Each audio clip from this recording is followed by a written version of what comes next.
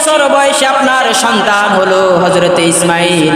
এই ছোট্ট দুগ্ধ শিশুকে এবং আমাকে রেখে আপনি চলে যাচ্ছেন কেন? হযরত ইব্রাহিম বললেন, আল্লাহ রাব্বুল আলামিন আমাকে নির্দেশ দিয়েছেন। চতুর্দিকে মরুভূমি, কোনো পানি নাই, কোনো খাবার নাই, কোনো খাবারও দেয়া যায় নাই। সুবহানাল্লাহ। হযরত হাজেরাকে বললেন, আল্লাহ রাব্বুল আলামিন নির্দেশ দিয়েছেন, এই জন্য রেখে গেলাম। সাথে কোনো পানি নাই, সাথে কোনো খাবার নাই, চতুর্দিকে কোনো বাড়ি নাই, চতুর্দিকে কোনো গাছপালা নাই, ধুধু মরুভূমি, কোনো কিছুই নাই।